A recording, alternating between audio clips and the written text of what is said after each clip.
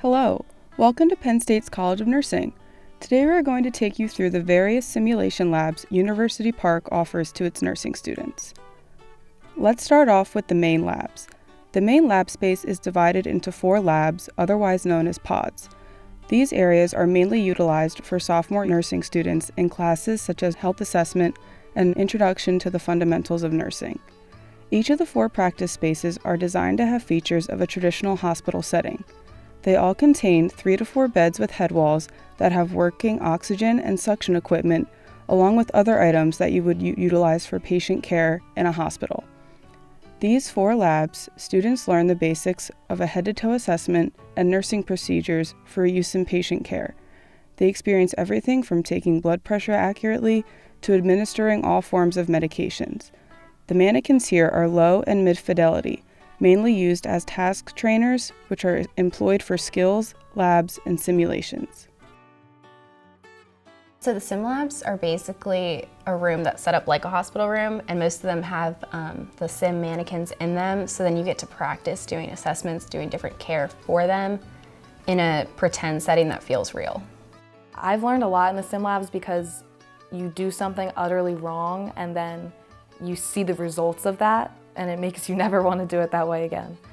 So, and then you always debrief with your instructor and your group after the sim labs. So it's really just a great way to feel safe and not worry about the repercussions. Moving on, the Maternity Lab is our next stop. This lab is where junior nursing students experience simulations for nursing care of the childbearing family and gynecological client. Clinical simulations are designed with a high level of realism for a challenging clinical experience. For simulations in this course, students will perform care for pregnant and postpartum patients, as well as a newborn with common health issues and complications. The mannequins in this area are Sim Mom and Sim Newbie. They allow students to practice administering IV medications, perform clinical procedures with simulated body fluids, communicate with patients, and hear and see changes in the patient's condition based on the student's care for the patient. So the most talked about simulation is our maternal room, where the mannequin has the capability of giving birth to a little mannequin baby. And I think that's really cool. I'm really looking forward to doing that one. The next lab is the Pediatrics Lab, where junior nursing students experience clinical simulations for nursing care of children and adolescents. The high to mid-fidelity mannequins utilized in this lab provide students with the opportunity to deal with a range of childhood illnesses and emergencies. Students experience conditions ranging from acute asthma patient care to an emergency room team code situation. I really like the mannequins that simulate like adventitious breath sounds, like the abnormal breath sounds. I think that that's really a great thing because you don't often get to hear those in real life. So if you ever like pick that up when you're like listening to a patient's lungs, it's like you've heard it before in the sim lab, so you know exactly like what it is. And I think that's like one of my favorite things of the sim lab.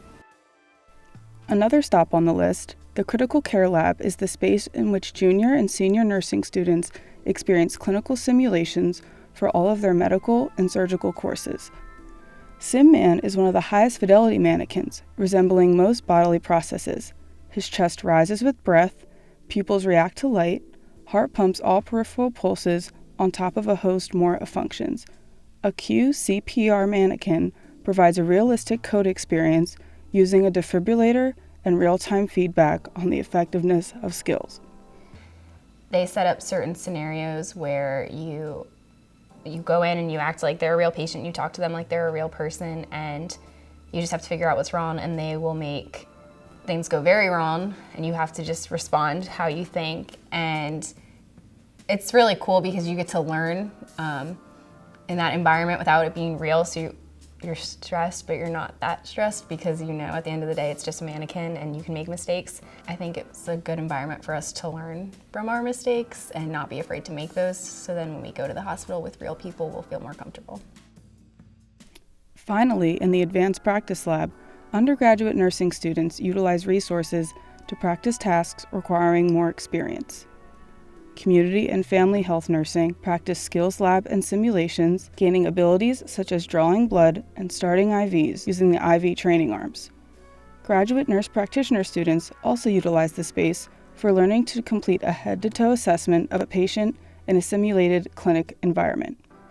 Each examination area is set up with an exam table and working head wall systems as you would find in a traditional healthcare setting.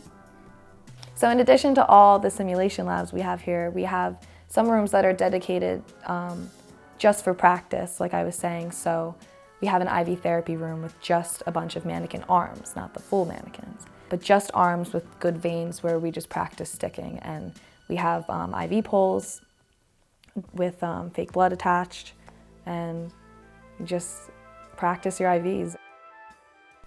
Thank you for touring Penn State's College of Nursing with us today. If you're interested in learning more, check out further information at www.nursing.psu.edu.